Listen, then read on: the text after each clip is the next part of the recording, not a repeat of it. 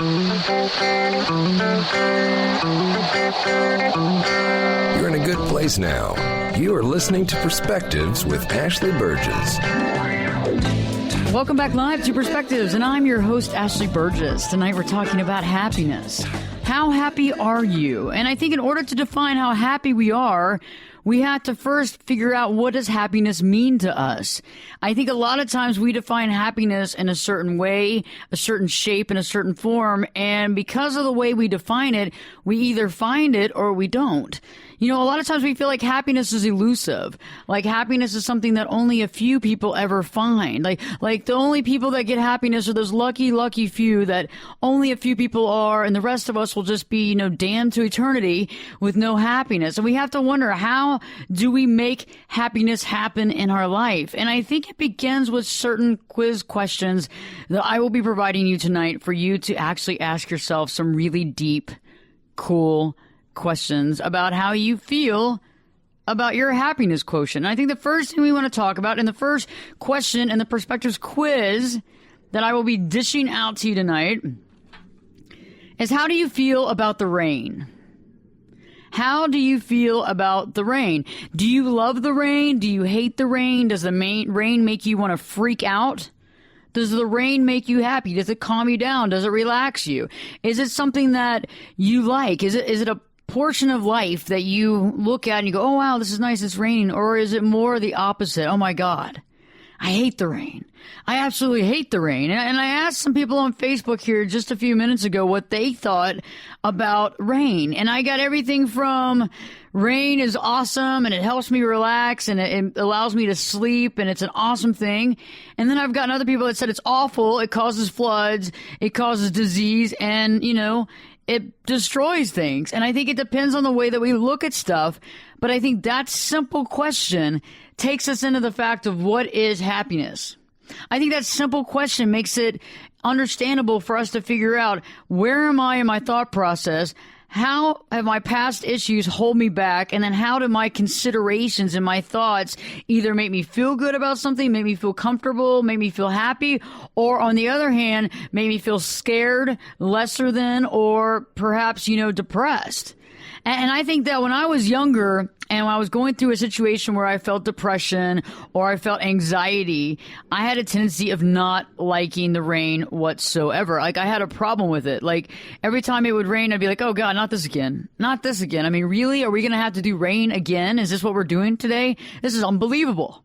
I can't believe this is going to ruin everything. And I'll be honest with you. I'm just going to open up just a little bit more on the show because I think that it's a personal thing that everybody needs to know. The only time that I don't like the rain that much is really one time in my life. And the only time that is when I'm on vacation and it's beach time and every single day has been rain. I mean, it's like, why did I go? It's like I came in hurricane season. I mean, the last thing I want to do is be in hurricane season on an island when I'm trying to go swimming. And I think that's the only time in life that I don't really like the rain. That's the only time in life that I have a problem with it. But besides that, I actually love it. I mean, when it comes to hanging out in my office, when I'm working, when it comes to being in studio here, it's kind of nice to have rain. I mean, I don't mind it cooling things off. And I think for most of us, we have a tendency of seeing it that way, except for maybe if we're not really feeling as good as we should. And I know for a lot of people out there that suffer from depression, rain does not help with depression. Rain has never helped with depression. It never really wakes you up. It only makes you feel tired and sleepy, and you just want to go back to bed.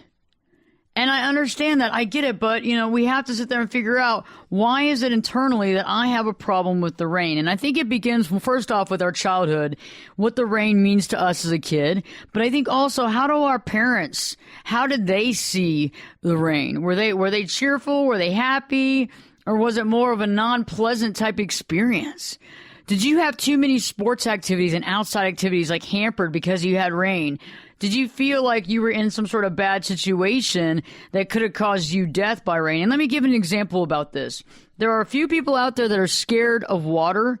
There are a few people out there scared of storms. And the reason for this is they were either caught in a really bad storm and they could have drowned, or they saw family members get hurt, or they were in a tornado, they were in a hurricane, something that caused damage and water issues. They could have been in a monsoon. You know, it's just like the idea of people with fire. People don't realize that I have clients come in all the time to get therapy for fire, wind, rain, whatever. Wind is a big thing too, because if somebody's been in a hurricane or a tornado, it scares the crap out of them. I mean, this isn't normal wind. You know, in that situation, this isn't normal rain. And I think that there's a lot of people out there that have gone through this. But if you haven't, and you haven't gone through something that's been traumatic, you have to sit there and realize and think about, why is it that you hate the rain? And you have to think about that, because I think that defines our happiness. Because I've realized that the more happier I become, the happier I am, the more I appreciate the rain, the more I appreciate small things in life, the more that these things kind of complement my life instead of take away. And I find the richness within it that I usually wouldn't have found. It's like I look at it from a different eyes. Like I'm looking at it from a perspective of, wow, this is really amazing. This is an awesome thing. This is an amazing, beautiful thing. And I want to ask the second question, because I think the second question really defines also how happy we are. How much of the news do you watch in a given day?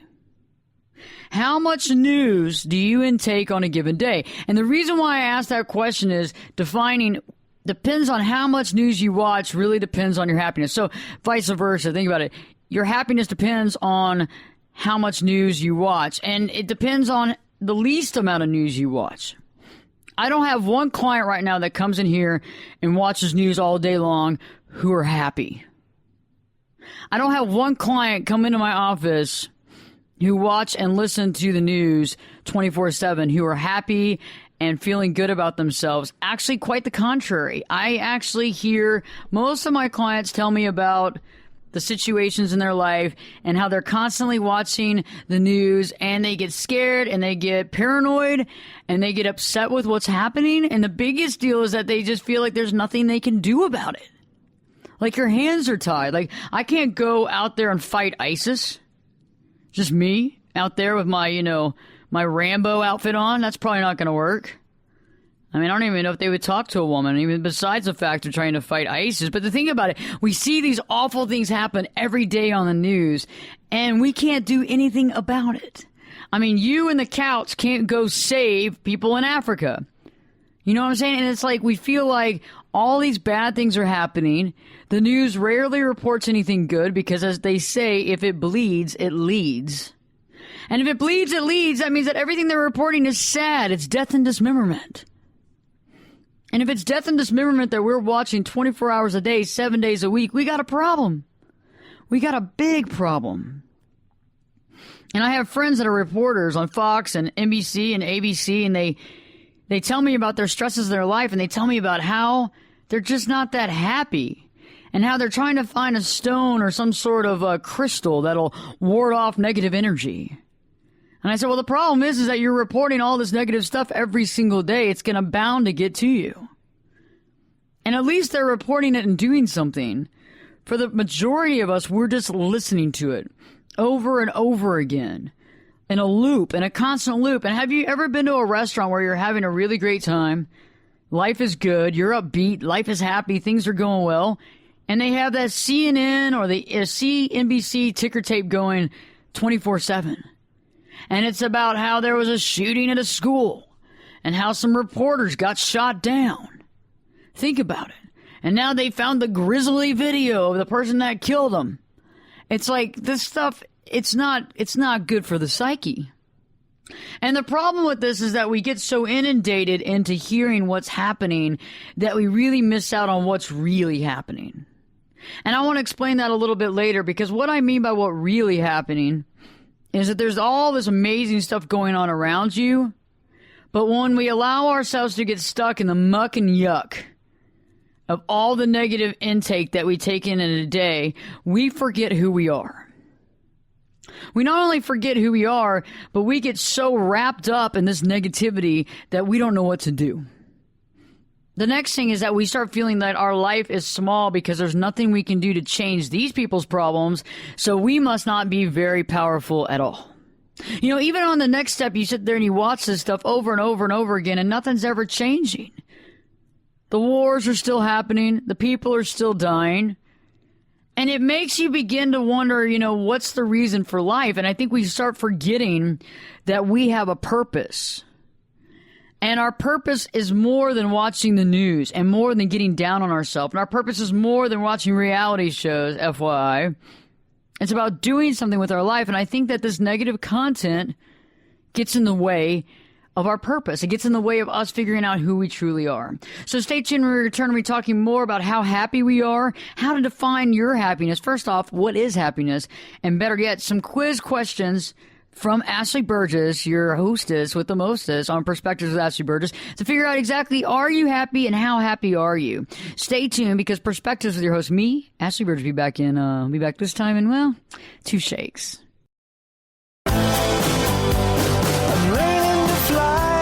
Turn it up and jump in the deep end on Perspectives. Now, here's Ashley.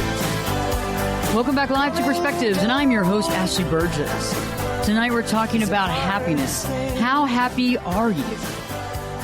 And we have to take some quiz questions. You have to take a Perspectives quiz real quick to define that, because I think that in order to understand how happy you are, we have to define it with some questions. And this isn't Red Book questions, and this isn't Cosmo questions. This is Perspectives questions. So the first question I asked you earlier was, do you like the rain? Yes or no?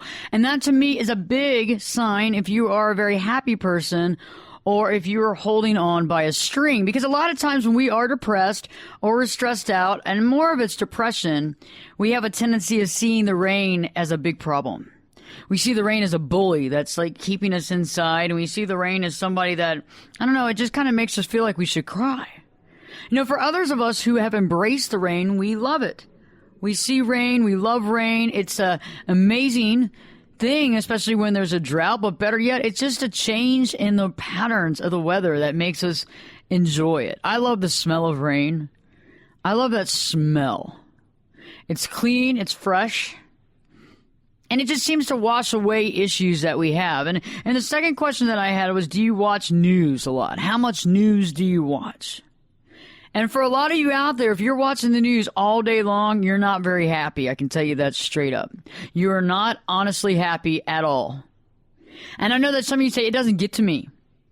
I don't let this get to me. It doesn't get to me. Well, you know what? It does get to you. You can only see war and death and things blowing up and animals dying only so much before it starts creeping into your headset, where all you can think about is this negative content. And what I'm saying is this: if animals are dying and people are like beating people up in the streets and all this stuff's going down, you know what? It's not a very happy place to be at. And it begins to paint a picture that the world is a really scary, toxic death zone. It's like the Darth Vader, dun dun dun, it's like the, what the heck is this? We're living on some sort of crazy death planet where everybody's killing everybody, every animal's dying, there's animal cruelty everywhere, there's scientific testing on us, and we can't even trust our food because the GMOs and all our food's gonna kill us anyway. What am I supposed to do? In between that, their use of heroin has gone up, 100%? And, everybody talks about how it ties back to war and all that kind of stuff. So then there you go again. Well, what is war about? We're still in war. We're still warring with these people. We still got these overlords that are trying to kill everybody. You have people that still want to hijack and terrorism. You got all these issues. And to me, listening to that on the radio or listening to that on TV scares the bejesus out of me. And I don't want to hear that 24/7. When I walk into a restaurant, the last thing I want to see is that NBC or CNN ticker tape showing me all the death and dismemberment that's taken place that day. Seriously. That's a problem for me. I don't sit there and watch that because I know that if I watch that, I'm going to feel like I have no power. No power. I'll have no hand. No hand. I get no hand because you know what? I can't even get myself off that bar stool at the bar from stop watching that because it stressed me out so bad. I mean, how many of you listening right now watch the news more than 2 to 5 hours a day, and you are in a constant state of either stress or rage? And how many of you are watching or listening on the radio, listening to fear-based comments and fear-based news reporting where you feel as though you can't trust anybody? And I'm not saying that everybody's trustworthy, and I'm definitely not saying that our government's doing everything right and the White House is perfect and everybody involved is just, oh, they're little angels with little wings on. I'm not saying that. But what I am saying is that you have the ability to control how you react, but better yet, you have the ability to control what content you allow into your head. Because if you allow certain content into that head, it's like you have the subconsciouses here and you got all this stuff going on and you allow all these things in there and your whole day is going by and you're watching all this terrible, terrible stuff and you're like, oh my gosh, this day is awful. It couldn't be any worse. Did you hear what they did to those poor people in Iraq? Did you hear what they did to those poor people in wherever? What's going on? What's happening here? And you're over there saying, I don't have any way, shape, or form of helping those people. And to me, the happiest people in the world are the people that don't watch really any news. And I'm not saying that you shouldn't be educated, because that's always the argument with people. Well, I have to be educated. I have to have education. What am I going to do? If I don't see the news, I'm not going to have any education. I'm not going to know anything. Is that true? See, because I think that you can get the news from a newspaper.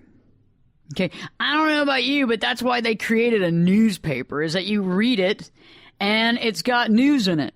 Right? And the cool thing is that you got all these different newspapers from all over the world. So let's just say that you have this newspaper from the New York Times. Let's say that you have this newspaper from XYZ. Okay? And you have all these different types of newspapers. Maybe you have like a London Press and you have all this stuff. And you can compare and contrast what makes sense and what's real and what's not. On the TV, what happens on TV is you're looking at that TV and it's the same news over and over again. And it's the same really sad, depressing, nothing's going to work out news. And I'm not saying that it's supposed to be happy. I get bad things happen, but why should we surround ourselves with it every single second of our day? What does it do for us? And the first thing that I always ask all my clients to do is to slow down on news intake. I know a lot of you are addicted to it. You're highly addicted to it.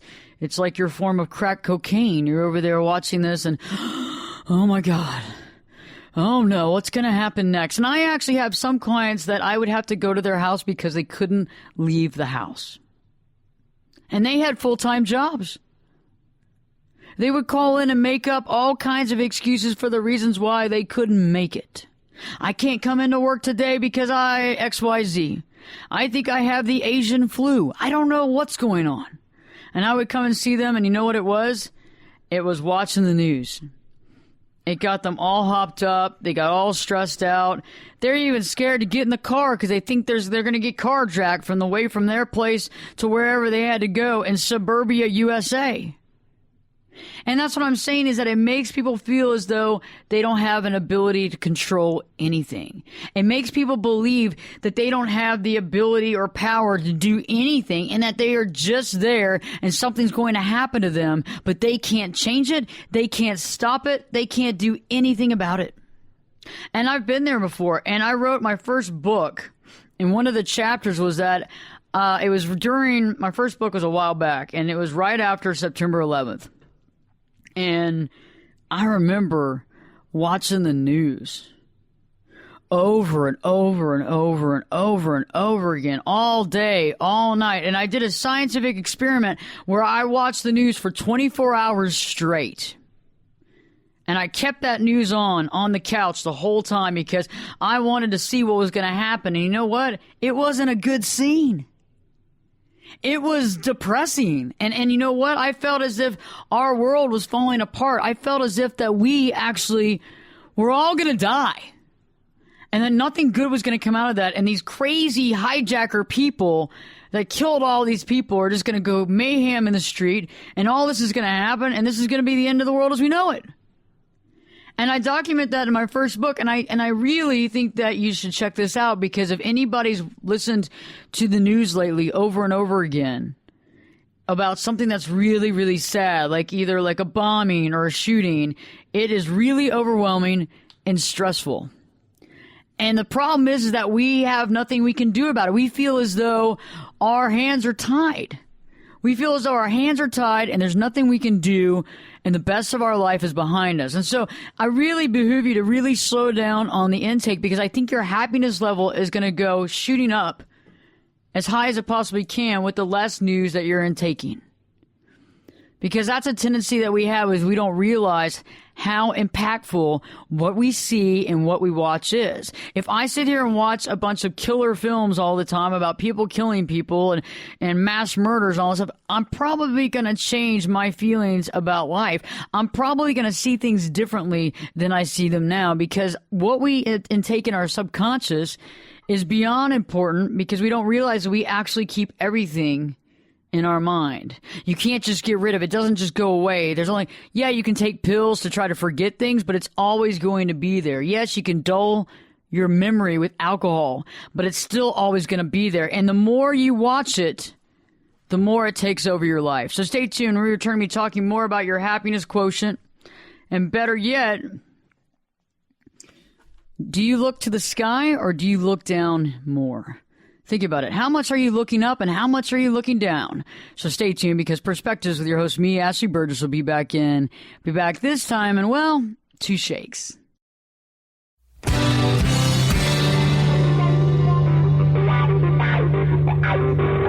This is Jake Busey, and you're listening to Perspectives with Ashley Burgess. Welcome back live to Perspectives, and I'm your host, Ashley Burgess. Tonight we're talking about how happy are you? And when we define happiness, we have to ask ourselves questions. And I've come up with a Perspectives quiz here. And the first question was, how do you like the rain? Do you like the rain? Do you hate the rain? Why? The second one was, do you watch a lot of news? How much news do you watch in a day? And I found out that people that watch more news have a tendency of being more depressed. And the reason why I can say that is that I'm a life coach and a therapist. I have clients that come in all the time that can't see the forest through the trees because they're so depressed. They're unhappy.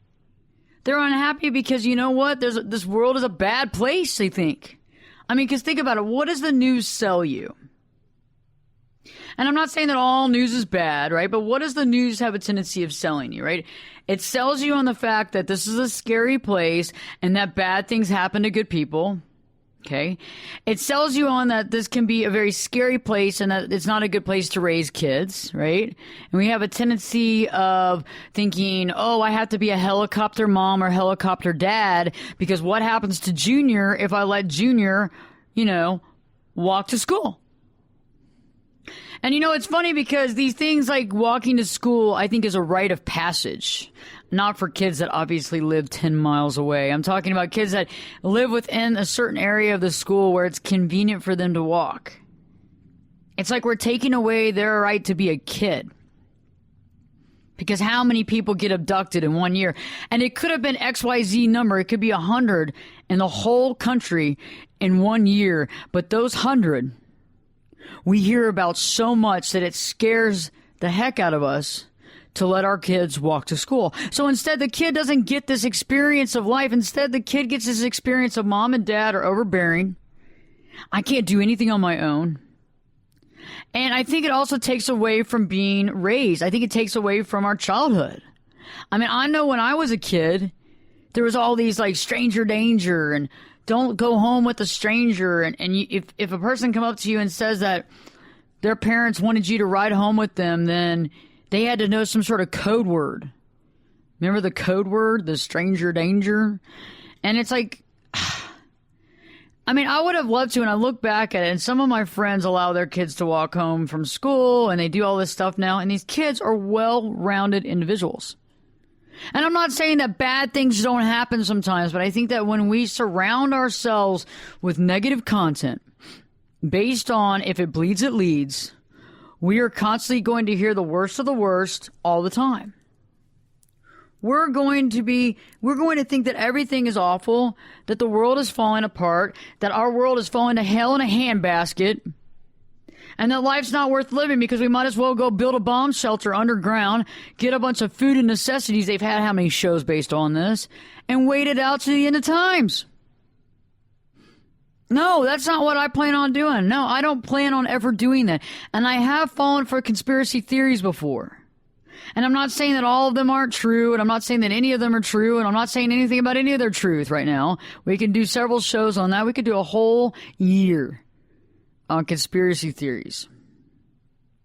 But, I was just talking to a few folks here in the studio, and they were saying, hey, they got into those conspiracy theories a lot, and it got them bummed out. You see what I'm saying? Like, it becomes interesting. Like, I remember they had a bunch of them on that shady hook with that shooting with the school. And I remember looking at a lot of that. And I've never really been a person that looks at a lot of that. And at first it was interesting, but then it just kind of got you down. And I am not going to clutter my brain with stuff that I think is maybe some small truth and combined with a lot of other things. And between you personally, I do think that people think the government is smarter than it is to manufacture this whole scenario, to create this from the ground up. I don't really think anybody could pull something like that off, except for maybe in Hollywood. And I think we have to sit back there and look what we intake. And the next question that I want to ask you is, do you look at the sky or do you look at the ground more? Do you look at the sky or do you look at the ground more? Which one are you looking at more? And everybody I know that has a tendency of looking at the ground has usually less happiness, more depression, more stress, but better yet, more social anxiety. Right? Because it's easier to look at the ground, but better yet, how many of you are looking at your cell phone instead of the sky?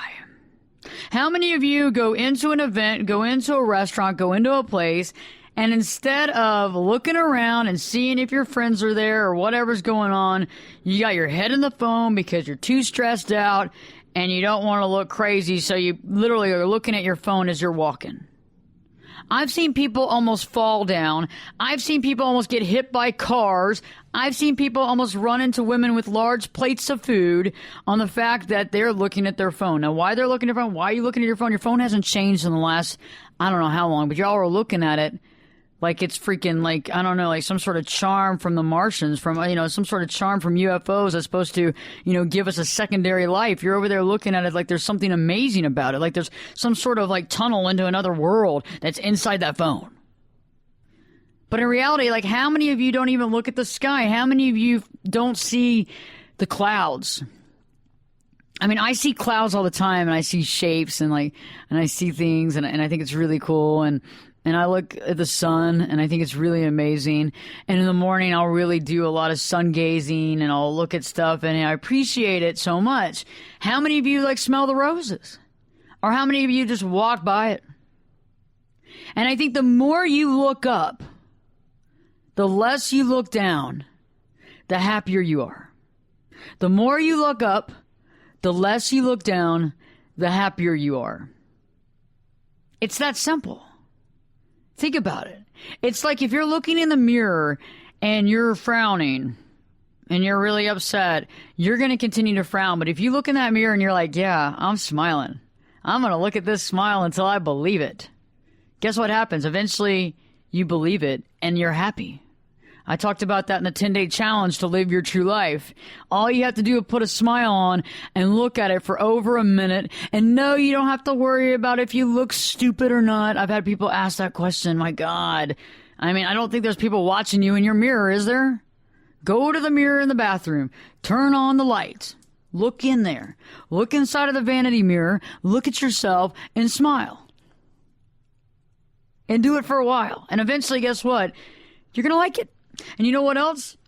You're going to continue to smile. You're going to be happy. You're going to be healthy. It's the same as if you're looking down at your feet.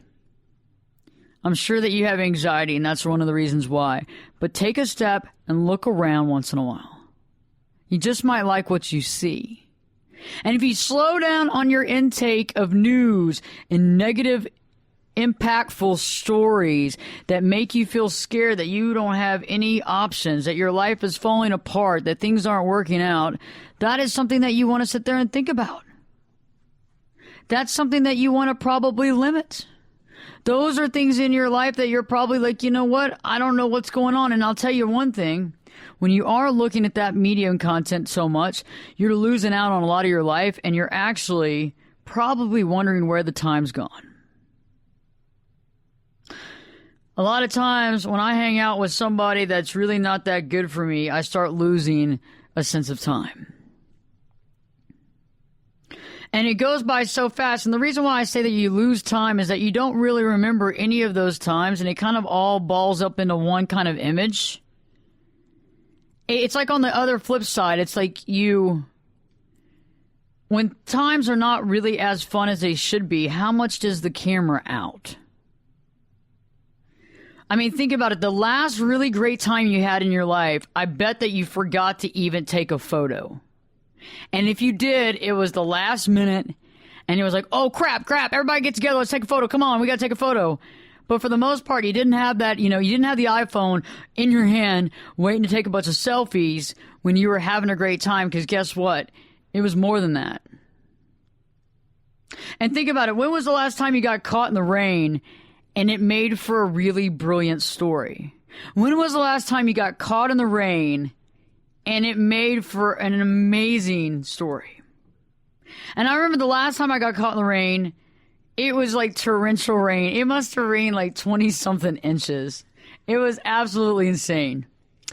And it was like pouring out from downspouts as I'm walking through. I'm getting totally drenched. It was so funny. And at first I was like, this is BS, man. I can't believe this is happening. This is awful. Why is this happening to me? I have to walk another mile. I am totally drenched.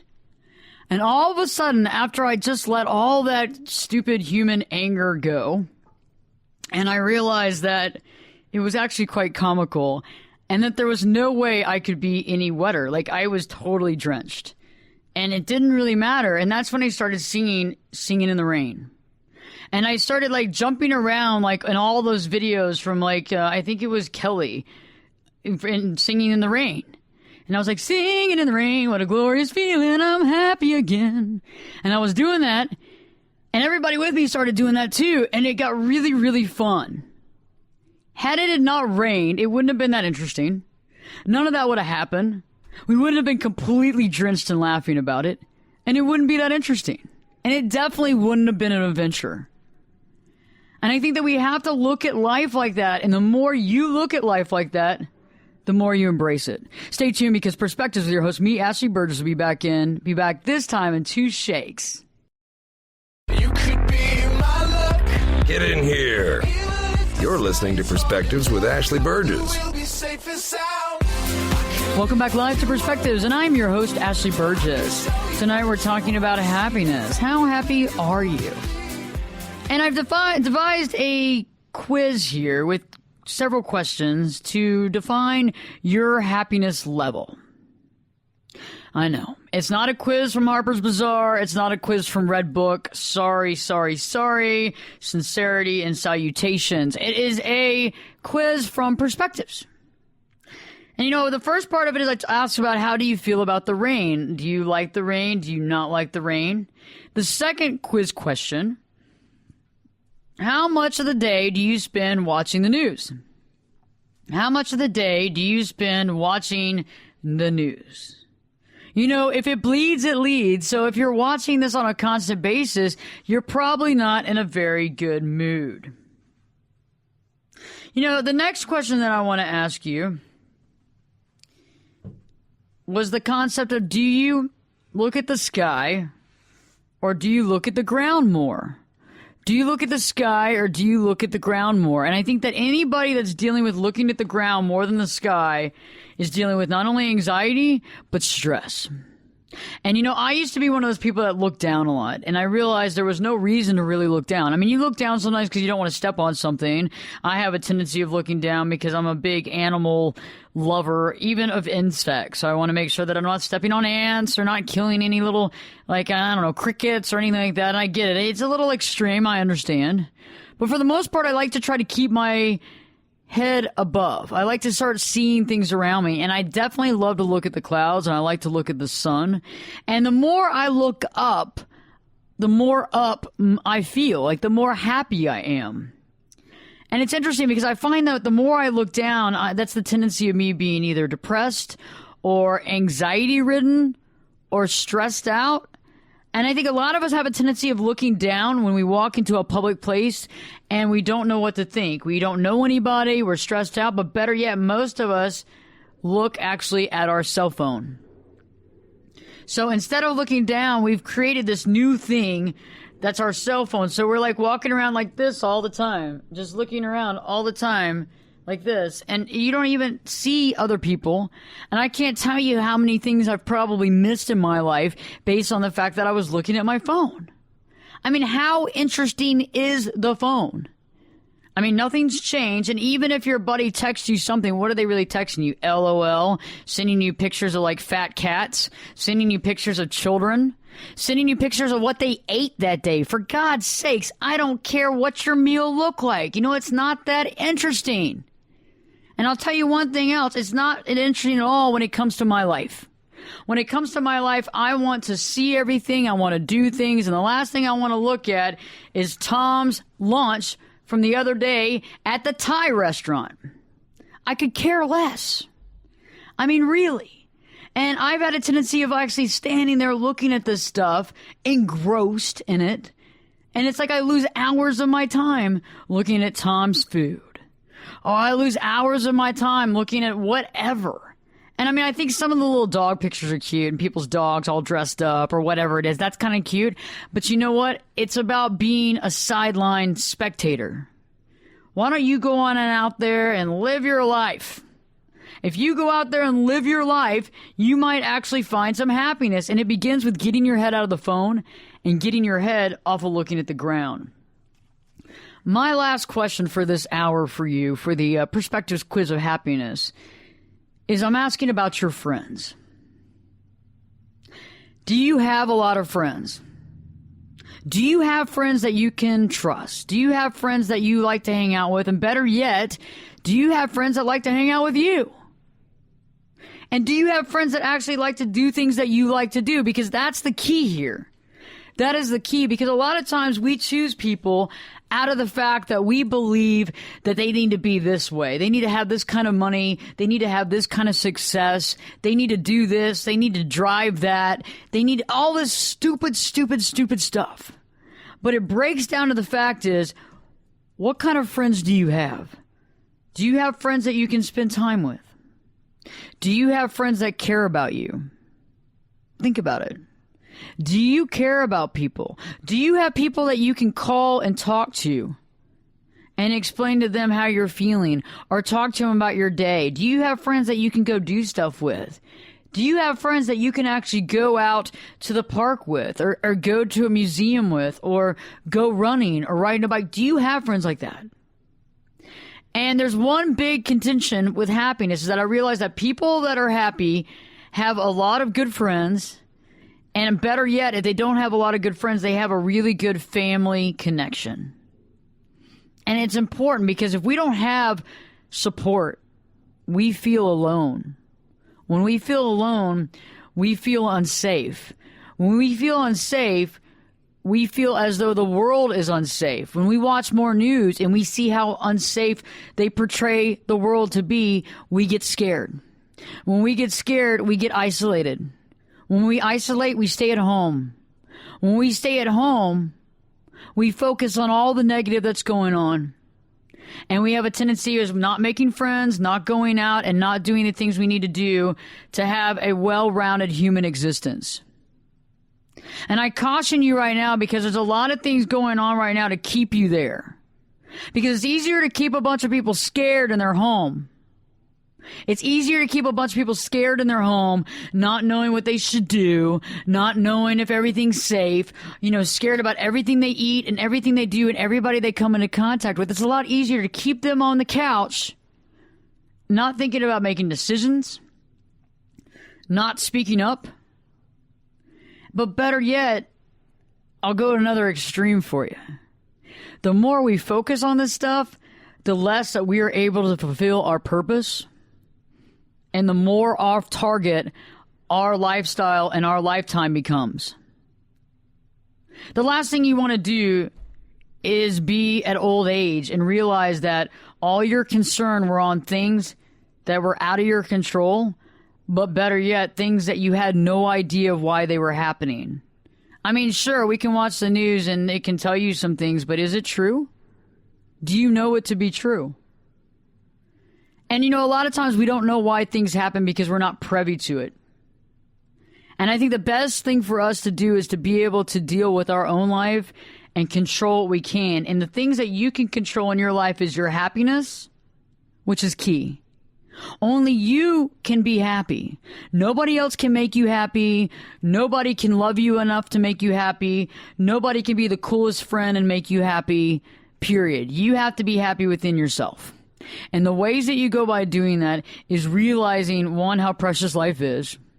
Two, seeing the small things and realizing how beautiful they are, like the rain, like the flowers, like the butterflies, like the sun, like stopping to smell the roses. But it's also putting in perspective what you can handle, what you can't handle, and better yet, what is there to get you off target. I've watched a lot of shows before, especially the news, and I've sat there for hours at a time thinking about who did this and who did that and who's in part of that and what country's behind this and all this stuff. And you know what? It didn't get me anywhere in my life. It got me absolutely zero in my life. What it did is it made me realize that I had more questions than answers. It made me realize that I didn't really know the big picture. It made me realize that in order to really know what's really going on, I would need to go to 5 to 7 to 15 to 20 publications and then watch the news from all over the world and then cross-feed that and then divide that up and take these pieces of this and that piece of that and that piece of that and that piece of that and put it all together and come up with something, right? But what does that do for you? It takes away from your life. It takes away from your purpose. And bigger than that, it takes you off target. So when you're thinking about your happiness right now, when you're thinking about your happiness tonight, think about what you can do to make yourself happy. Think about the things that make you happy and do it. As long as it's not hurting other people, you're fine. And remember, from now on out, you can definitely check us out on Twitter at Ashley Burgess, at Ashley Berges, Ashley Burgess, on Facebook at Ashley Burgess, as well as Perspectives with Ashley Burgess, which is a cool thing. We're here on this YouTube channel at Ashley Burgess, and for more information, you can definitely check out ashleyburgess.com, BERGES.com, as well as the ashleyburgessnetwork.com, and get more information and listen to us 24/7. Also, check us out on Spreaker and tell us what you want us to talk about. I look forward to hearing from you, and remember that happiness is within you. And on Perspectives, there's always more answers and less questions. Perspectives with your host, me, Ashley Burgess, will be back this time in 3 shakes.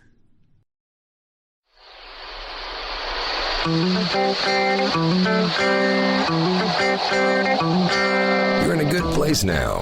You are listening to Perspectives with Ashley Burgess. Welcome back live to Perspectives, and I'm your host, Ashley Burgess. In our first hour, we were talking about how to be happy and how to know when we truly are happy. And I want to talk about this quiz that I came up with for Perspectives, because I feel that in order for us to understand what happiness is, we have to kind of figure out a couple of concepts. And I was talking about in the last hour, I was talking about some great ideas about the rain and how a lot of people either love the rain or they hate it. And I believe that when we deal with the rain concept, a lot of us who feel depression or who feel stressed have a tendency of seeing the rain as a downer. And I think that a lot of us prefer to seem to feel up, to have that dynamic of feeling up, to have the sun, to have that energy. And I feel that when we're thinking about how happy we are, we have to kind of put things into perspective. And in the last hour, I talked about how what we watch is so important. When we watch the news, what type of content do we take in? What kind of content are we constantly watching on the news? And I think that when we think about that and we analyze how much of the time we spend watching the news, how much time we spend focused on negative content, we have to really figure out that actually takes a toll on our mental health.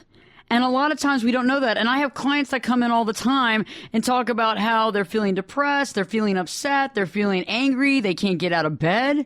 And you know what? When you're watching the news 24/7, it becomes a problem. And I've actually turned it off. I've had to turn off the news because I realized that it causes me great stress. So I want to talk about some other ideas besides are you looking down versus are you looking up? I want to talk about the concept that happiness is a state of mind. Happiness is definitely a state of mind because when we're happy, we feel happy, we act happy, and we act more at calm, more at peace. And I think this is very important when we're talking about happiness. I think that when we're able to really set aside and realize that we have the ability to choose. Hey, Crystal, how are you doing? It's good to have you here. Just to have the ability to choose and be able to understand that we do have happiness as a choice. We can choose it. And I know that sounds simple, but honestly, life is pretty simple when we allow it to be so. And if you have any questions about who I am, I'm a family therapist and counselor and a life coach. And you can check me out on ashleyburgess.com, ashleyberges.com. Also, my show runs 7 days a week in California and Texas. And I'm also on a podcast as well. But we talk about how happiness is a state of mind. So let's think, how does that really work? The first thing is we have to eliminate negative self-talk. That negative self-talk that we're no good, that everybody else is better than us, that there's no way that we're going to achieve this grand awesomeness of this purpose that we feel we should achieve, right? Because everybody else seems to be better than us. They're more equipped. They're more educated. They have a better background. It's like we have to stop putting ourselves down because you know what? We are our worst enemy. And I've done this a lot myself. And you have to begin by realizing the negative self-talk. And how you understand what that is you got to slow down the mind. And I know this sounds wild, but negative self-talk is very fast. It's a very quick talk where you're up at night late and your mind is just racing. And it's racing and you're not really thinking about what is the mind saying, what's going in and out, what am I hearing? And so you have to slow down those thoughts slow enough and long enough so that you can actually see the words. And so I've had clients come into my office and say, how do you do that? And I go, well, a lot of times we go, I don't know why I feel bad. I don't know why this is. I don't know. And that's a key answer to a question that a lot of people, I don't know. And the best way to identify that is to begin to realize when you have that negative self-talk. And a lot of times it happens before you're going to bed. It happens a lot of times in the car. We don't even think about it. That's why that music is going on. We don't even pay attention to what's happening to us. But better yet, we act upon this negative talk. And what I'm saying is that let's say, for example, you get the option for a promotion, okay, at work, let's say, and you're like, okay, this is great. This is awesome. This is perfect. But yet all of a sudden that negative self-talk comes in. Well, I'm never going to get it. And so-and-so is probably more educated than me and so-and-so is more liked than me. And I don't even know why I'm even going to go in there for that interview. And a lot of times this happens. And so we go on and exit stage right. We exit stage right before they've even talked to us about it. We've already said no to us getting that promotion. And it's interesting because it all goes back to what's going on in the mind. When the mind is telling us things like, we're no good, we're never going to do this well, we've always been bad at this. And the biggest thing that our mind likes to do is to bring up the past. All the mistakes we've ever made, throw them out there, bring up the past. It's like that relative that you get to see in the holidays that will bring up the fact that, you peed in the bed when you were, 5 years old, and the whole family talks about it, over the holidays as you're sitting there eating Thanksgiving dinner, and you're like, really? I'm in my 30s, I'm in my 40s, I'm in my 50s, and y'all are still talking about the fact that I peed in the bed when I was 5. And then that's what your mind does to you, is that any time that you're about to hit greatness, it reminds you of all the unsuccessful ventures that you surrounded yourself with, that you dealt with. And we've all done bonehead things. We've all made bad decisions. We've all hung with the wrong people. We've all done that. It's just part of life. And it's getting over that and realizing when we're putting ourselves down and when we're kind of just talking ourselves down out of being the person we are. The next thing we want to think about is that we want to make our own reality. We want to make our own reality in the fact that we can choose the reality that we want. If there are certain people that bring us down and cause us, negative self-talk, if there's certain people that tend to just, kind of put us down every time they get. And a lot of times this can happen without even realizing it. Okay. There's a lot of people that do it in a way that's kind of backhanded, that you don't really hear it coming, okay? So, for example, they always start off with something nice, and then they kind of flip back around. Remember when you did this? And it's always when you least expect it because you were in a really good conversation. Things were going really well. Life was treating you well. And all of a sudden they bring up something that you did 5-10 years ago that was really stupid. And that's what you have to be aware of. There's some people out there that want to kind of bring you down. And all you can do about that is either bring it up, explain that you get it and you see it, and hey, well, let's get past this. But the next set of ideas is just to kind of move away. Distance yourself from that person. And it's always interesting when you distance yourself from people like that. Usually, except for if they're a family member, okay, and except for if they're a parent or a sibling, usually they'll take off. And it's our duty to allow them to take off. We have a tendency sometimes of holding on to the things we don't need. So-and-so screws you over, so-and-so owes you money, but they show up from out of town from 2 years past, and you're like, oh my gosh, well, I got to go out with them. I got to party with them. Let's all hang out. Well, you know what? That's not a good idea. I don't think that they've grown up that much, and if they have, they're going to have to prove it to you. And I would have to say 99.9% of the time, they haven't grown up. And unfortunately, they're still playing that same game. They're still playing this on other people, and now you've just let them back into your life. I just recently had somebody call me on the phone last week to invite me to go to a concert. And the concert was one of those great concerts that you're like, wow, really? And you get the phone and you're like, this is awesome. And then you go, oh, but I got to go with them. And so I just responded with, I can't make it, because the last thing I want to do is to reopen that door and spend time with somebody that made my life miserable. And it wasn't that they just made my life miserable.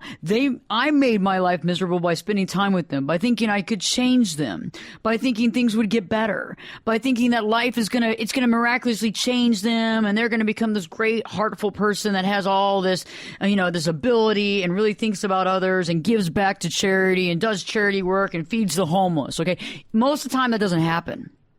And unfortunately, we open our hearts and we open our lives to the people that sometimes don't need to be there.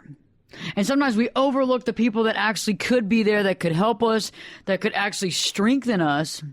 But instead, we let these other folks in. So if you're dealing with some of these folks right now that kind of need to exit stage right, the best thing to do is to stop as much communication with them as possible. Slow down the communication, stop it from your end. Don't invite it in. And every time they call, just kind of, leave a text. Hey, I'm too busy right now, but I'll get back with you. If they invite you to something, hey, I'd love to. I'm sure there's somebody else that can make it, but I'm not going to be able to make it. And just keep shuffling over. Shuffle to the right. Let them go. Okay? Because eventually they're going to get bored. Eventually they're going to go find someone else that they can do whatever they want to do with, wreck their life, spend time with. But even if it's a little lonely at the time, because sometimes we allow these people back into our life because we're a little lonely, because we need a friend. But they're not a friend. Okay? I would rather be by myself, eat by myself, watch a movie by myself every night than let some of these people in, because I've done it again and it's burned me every single time. And so what I'm advocating right now is remember to be healthy and make strong decisions when it comes to choosing your friends, and definitely when it comes to choosing a lover or a mate, because this is a big time role for somebody, and they can make or break your life with their issues. If you have somebody that's coming to you with a lot of issues all the time, that's going to weigh you down. It's going to put a lot of weight on you and a lot of stress. When we return, I'm going to be talking more about how we make our reality, how we can choose, but better yet, how we can overcome our past. To hear any past shows, go to AshleyBurgess.com. Also go to Spreaker with an R, and go to Ashley Burgess. Stay tuned. We got a great segment for you coming up in Perspectives with your host, me, Ashley Burgess, will be back this time in 2 shakes. Turn it up and jump in the deep end on Perspectives. Now, here's Ashley. Welcome back live to Perspectives, and I'm your host, Ashley Burgess. Tonight we're talking about happiness. How happy are you, really? And a lot of us really don't think about that kind of stuff. We don't really think about how happy we are. We just think about happiness in general. Are you happy? Am I happy? Is any of us happy? Do any of us care? Now, for the most part, we think about this kind of stuff. And when we think about this, we really put it into perspective. We were talking earlier about how happiness is a state of mind, and how we make our own reality. And honestly, happiness is a state of mind, and the people that we choose to spend time with is part of that. If we are choosing people to spend time with who are very negative, who spotlight the problems, who constantly see the issues, who are constantly pronouncing the issues that you have, who are constantly putting you down, then you are picking poorly. And you know, one other thing, I've seen a lot of people recently choosing the wrong people to date. Think deeply before you bring somebody into your life that may not have the same values as you have. Besides that, may not care as much as you. They may not care about the relationship as much as you, and they may end up hurting you. But besides that, I recently spent time with several different couples. And it's weird because some of these people choose people that are the exact not good opposite. Like some of the most happy, joyful people, I mean, inside and out, pick people that literally, I mean, God bless, they're just so negative. And it's interesting because the people that chose them are like, yeah, well, you know, they're going to get better and probably being around me. But you know what? You can't change people. Just because we don't like the way somebody's acting, or just because we feel like we can smother them with love and change their entire mode of operandi, that is, guess what? That is ego. That is our ego out there shouting out, yeah, girl, I'm in charge. This is great. Yeah, we're going to get those people to change because we know who they're supposed to be. But a lot of times there's no way they're going to change. And in the process of you trying to change them, they're going to change you because it's going to start rubbing off a little bit. You know, we do make our own reality. I've been recently watching some stuff on the news. And I've been recently watching some stuff on the internet.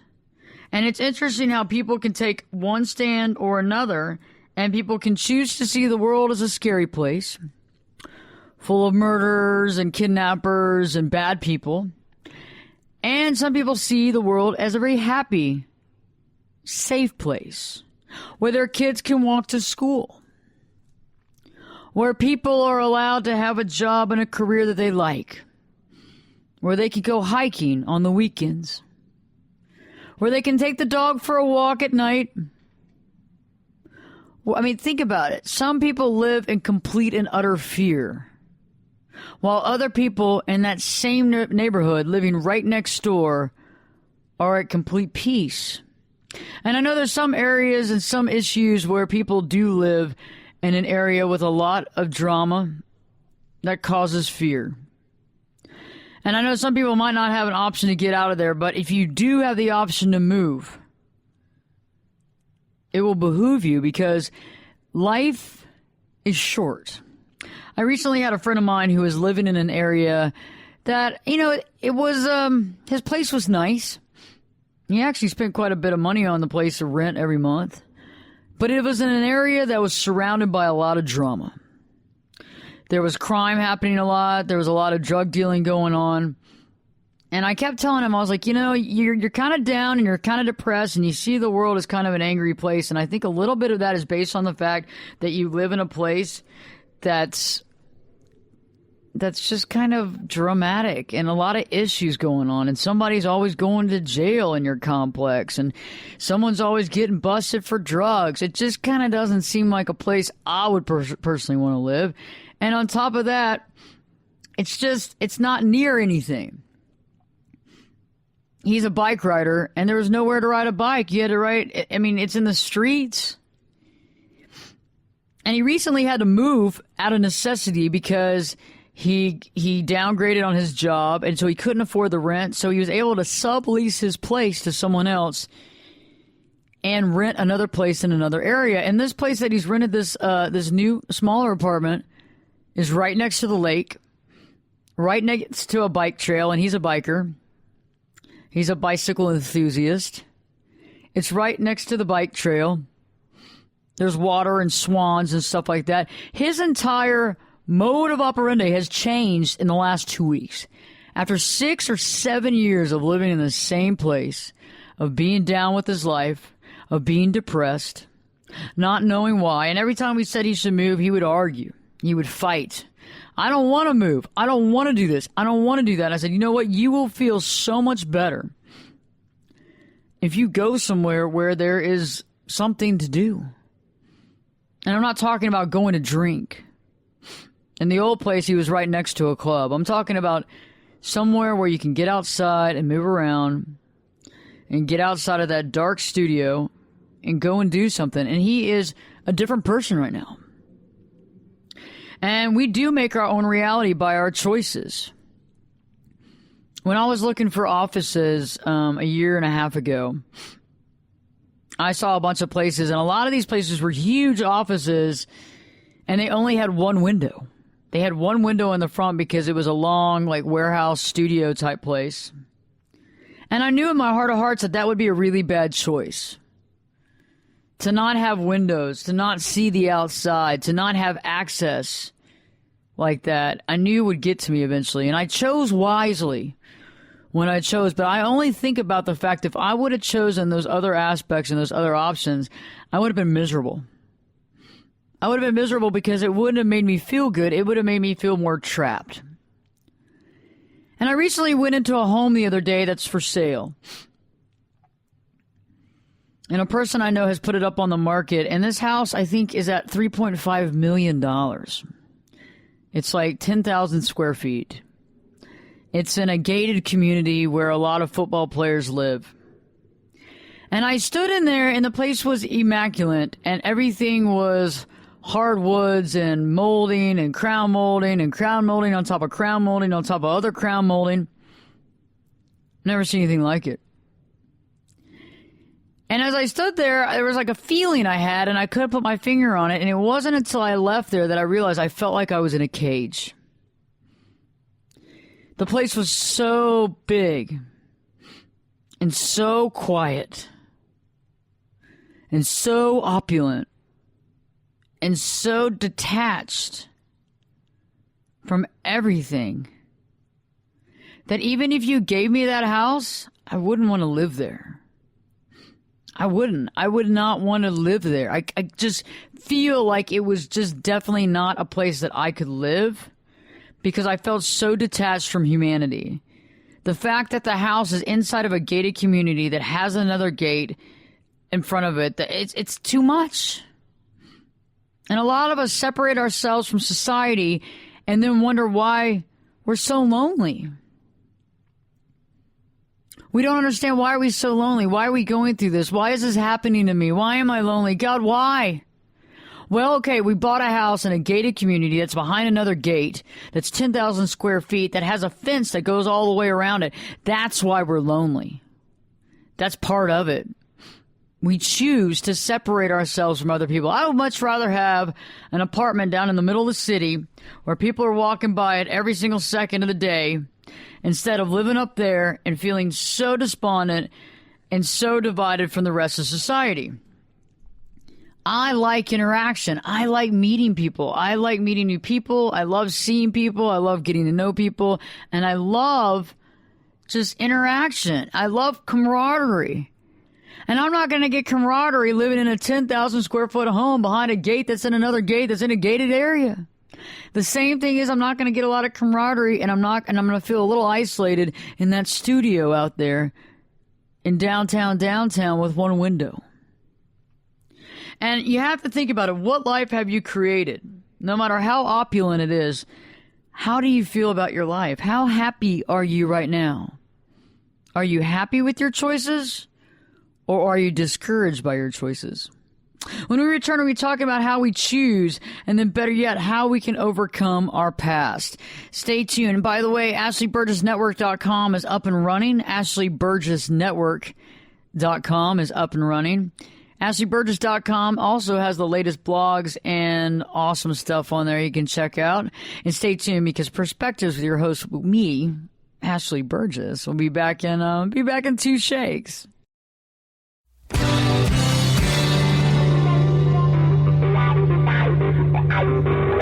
This is Jake Busey, and you're listening to Perspectives with Ashley Burgess. Welcome back live to Perspectives, and I'm your host, Ashley Burgess. Tonight we're talking about how happy are you? You know, the Perspectives quiz here. And in the first hour, we were really talking about things from do you look up? Do you look down? Are you constantly looking at your feet? Are you constantly looking on the phone? How many friends do you have? And how many friends do you actually hang out with and spend time with? We talked also about do you watch news a lot? How much news are you intaking on a daily basis? And how do you feel about the rain? And in this last hour, we've been talking about how happiness is a state of mind. Because when you start changing up those things and you realize that rain is beautiful and you start seeing it for the wonder it is, when you realize that the news isn't always there for you, and you realize that when it bleeds, it leads, you begin to realize that that might not be necessarily what you need to be taking in constantly all the time. You might actually start putting limitations on that, which would be a good idea for you to keep your sanity and keep your positive attitude. You know, when you realize that you've been looking down a lot or you're constantly looking at the phone and everywhere you go, you got that phone right there and you're looking at it. That, to me, is a heads up that you can change this. You can change this. This is a state of mind. You can have that state of mind to watch the news, to be inundated by negative content. You can have that state of mind to be upset when it rains. And yet the one time I am upset when it rains, and I'll tell you, the one time that gets me a little bit is when you go on a beach vacation and you save up and you wait for years to go and it rains the whole time. Yes, okay. So there you are. I'm not Pollyanna. It's not all about how great the world is, but that's my one time that the rain gets on my nerves, especially if it's like a hurricane or something. That's just, come on. But other than that, I like the rain. And I like to look up, and I like to have this state of mind where I realize that if I smile long enough and I look at my smile long enough, guess what? I'm going to believe it. I like that too. I like being my own person. I like the fact that I can do this. I like the fact that I'm allowed to choose. And I like the fact, better yet, that no one can talk me into anything different. We all have the right to choice. When we enter this world with choice. Every single step of the way we take is a choice. Every single person we hang out with. Every single person we choose not to hang out with. Every single thing we see on TV, every single thing we choose not to watch on TV, every single song we allow ourselves to hear, every single time we turn off the radio and meditate is our choice. Anytime that we decide to get mad, anytime we decide to get happy, also our choice. Interesting. Starting to see a pattern here, aren't we? We have the choice. Like, I like it when people come in here and go, she made me so mad. Well, no, she didn't make you mad. You made yourself mad. I mean, I get it. She might have been ugly, and she might have been a word that I can't use right now on this show, but you know what? You made yourself mad, the way that you dealt with it. And my biggest question to you at this point is, why do you spend time with somebody that makes you mad? Aha! Ooh, booyah! We're in there! Why do we spend time with somebody that makes us mad? The only reason we would spend time with somebody that makes us mad is if we had to, if we thought we had to. If they were family and we didn't know how to deal with it, or we don't have anybody else to go to, we don't have any other friends, or we like the drama. And if we don't have any other friends, holding on to that one that you don't really get along with is not that great of an idea. It's like if you really, really don't like your job and you have enough money to float for a few months, and instead of being able to look for a new job, you're having to work that job you hate, but you know that if you spent just a few weeks actually going out there and hitting the pavement, you could find something you like, but you're not doing it because you're working the other job. That's idiotic. It's time to, part ways, move on, and go look for another job. The same thing is with that friend. That friend's probably holding your back, but it's not the friend holding your back. It's you holding yourself back. Because it is. We make the choice to spend time with them. I have somebody that's been calling me recently to want to hang out. And you know what? I don't want to hang out with them. Every time I hang out with them, I'm out more money. And I'm out more time. And I'm starting to realize how important my time is. I'm starting to realize how important my time is and how happier I've become by choosing what I want to spend my time doing. And let me explain to that. Choosing what I spend my time doing. When I choose to spend my time doing something that I love, I feel elated. On the other hand, When I do something to go through the motions because I have to, because I've selected it, because at one time or another I thought it was a great idea, I'm not so happy about it. I recently had a situation that almost put me into the hospital by going to a meeting that I probably didn't need to be at. Oftentimes we put ourselves in positions when we don't need to be there. And I recently resigned posts from an organization that I was working with. And I love the organization. It's great. But I just realized that my time was too precious. And we didn't see complete eye to eye. And I also realized that their needs were different from my needs. And even though we might like each other to some degree or another, my time is so precious, I don't have time to do that. It's not that I don't have time. I don't want to take the time to do that. Again, we can make our own choice. Every day when someone asks you, can you do this? Nobody says, do it now, unless it's at work, and that's your deal at work. But when it's not about your boss telling you what to do, or you yourself telling yourself what to do, you have a choice. And what I like to talk about is making that educated choice. So sometimes we agree to do things without understanding what the perimeters are and what we need to do to make it happen. So think about it. What are the perimeters? What do we need to do to make it happen? What needs to be done?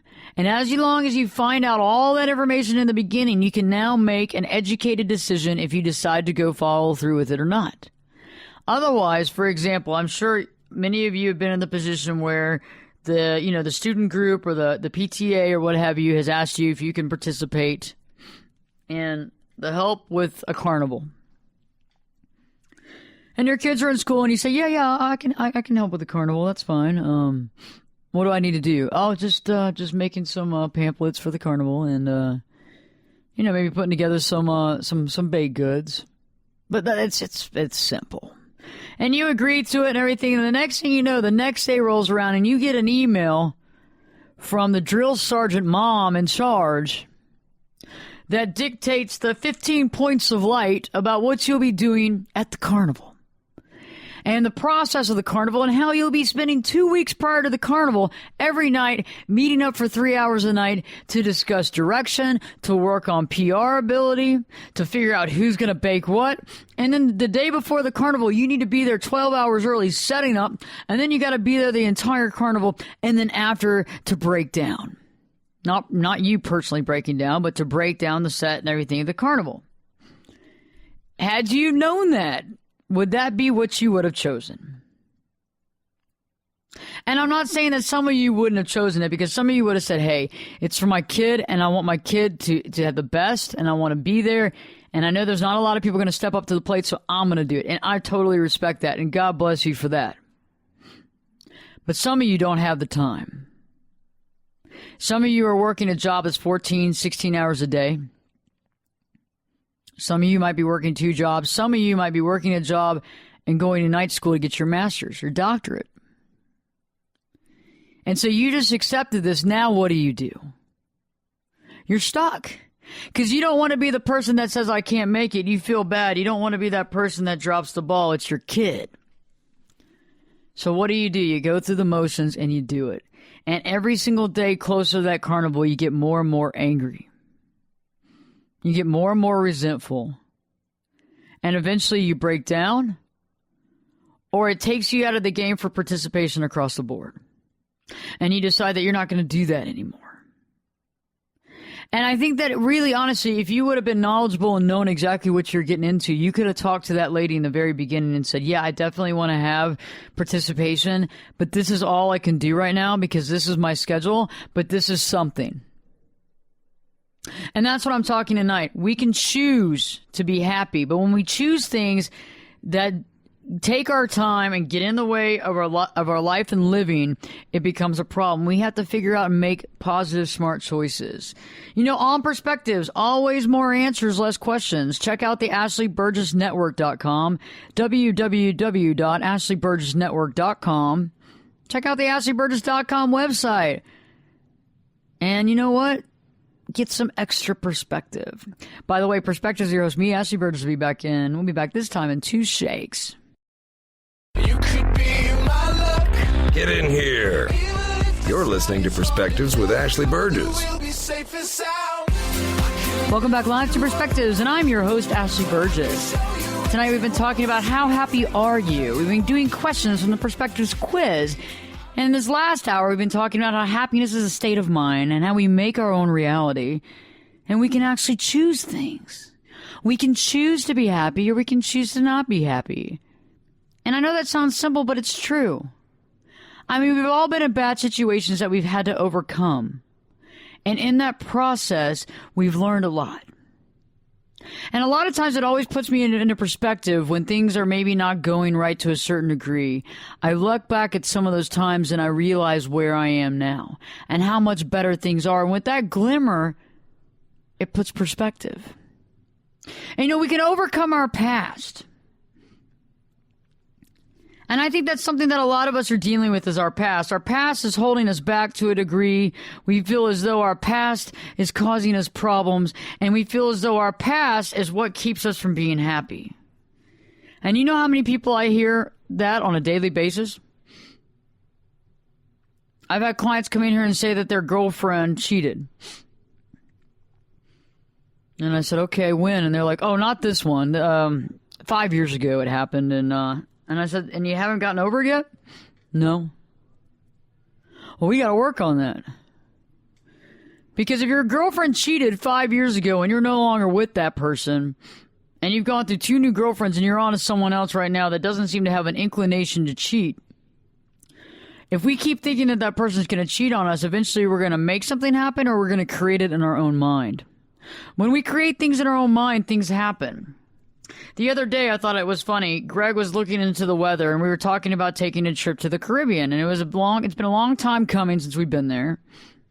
And we booked the flights. And all of a sudden, after we booked the flight in the hotel, Hurricane Erica comes around. And I'm like, man, what is the timing on this? Oh my gosh, this is awful. Well, he's laughing. He's like, well, we're not going to be there for that. We're not going there for a while after that. So, he goes, the only thing we have to worry about is if there's a Hurricane Fred that comes our way. And I go, what? And he goes, Hurricane Fred.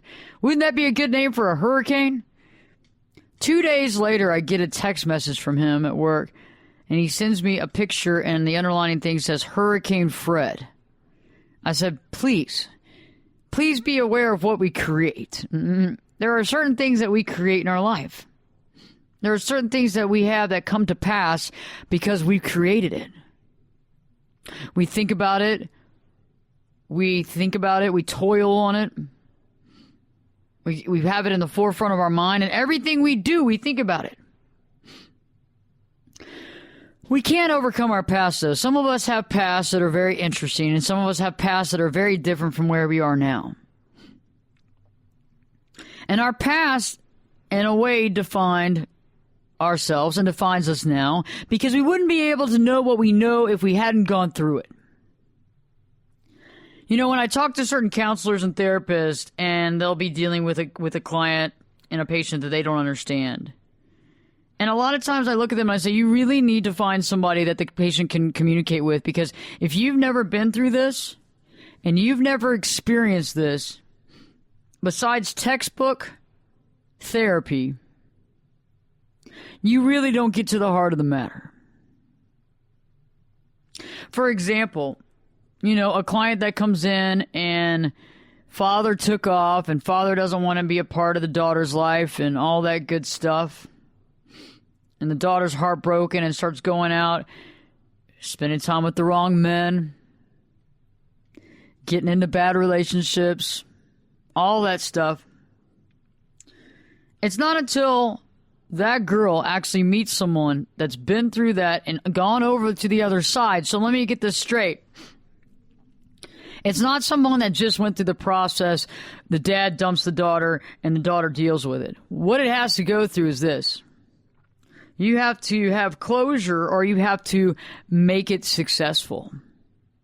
It's like that whole deal when you deal with coaches out there. And there's a lot of coaches out there that consider themselves love coaches and marriage coaches. And that's great. But how long have you been married and how strong is your marriage? And to me, life is like that. If I'm going to take advice and I'm going to believe in somebody, I'm going to take advice from the right person. I'm not going to take advice from somebody that's been married 5 times, but what I am going to take advice is someone that's had a marriage for a long time, that's had a lot of ups and downs, and that's made it work. And they know how they made it work. And they changed things because they figured out how to do it. That's what I want to learn from. And I think in life, when you realize that we can all overcome our problematic past, but not only just push it under the rug, we can expose it and use it to our advantage. We take an unhappy situation and make it into a positive one. You know, I went through that process with my dad when I was younger, and my dad and I are now friends, and we're now better than we ever were. But it took years of us not speaking, and it took a lot of time and a lot of patience, and we built up a relationship. And I figured it out. And so that's why I was able to counsel people, even on national TV, how to do that. And so, you know, think about it. You can overcome your past because you learned a lot. Now take that past, take the good nuggets of it, spin it the way you need to, and figure out how to be happy. Because happy isn't elusive. It's not an elusive thing. It's not hiding behind a corner. It's not trying to avoid you. It's not angry with you. It's not hiding. It doesn't have a mask on. It's in you. And we choose ourselves to be happy. I've chosen to be unhappy in the past, and I've chosen to be happy, and I choose to stay happy. And there's some times where you might get a little miffed. You might go through a little anger. But what I hope for that point is that you qualify it. Basically, rev back down, park the car, take the keys out of the ignition, take a breath, breathe, reconnect, and start again. The worst thing I think people say is when they say, well, the day couldn't get any more worse. Well, when you're thinking that way, it's definitely going to get a lot worse. It's like we make our own reality. It's like any time that somebody asks you how your day's going, you go, oh, it's awful, it just can't even get any more worse. It's going to be so bad, this day's so bad. It just gets worse. Even if it doesn't really get that worse, you see it as worse. I mean, I've had people sit there and say, well, I should have just gone back to bed. Well, you know what? I hate to say it, but with that attitude, you probably should. Something bad's going to happen. I don't want to take the risk of standing next to you. But on the flip side, we can look at these situations and we can learn from them. And I want to give you a nugget of truth that I just realized a few weeks ago. With all your kids going back to school, I'm sure a lot of you have kids that are going back to school. They're already back in school or they're about to be back in school. And so the back to school time is a good time for us to get back into the groove, to get back into this formula that we have, this sense of direction and a sense of structure. But more than that, even if you're not going to school and it's just your kids going to school, or even if you don't have kids and you're not going to school, I realize that if we look at every hour of our day as a class, think about it. If you look at every hour of the day as a class, and you look at that from a class perspective, and you look at it from how you were back in school. And I like the idea of an imaginary classroom. And so think about your favorite classroom as a kid. Think about your favorite classroom as a kid. And my favorite classroom was Mrs. Jackson's classroom.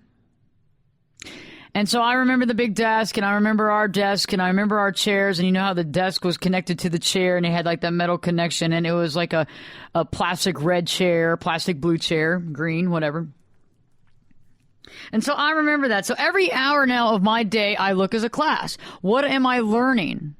How am I learning? What can I explore? And in a classroom, you know what's so cool?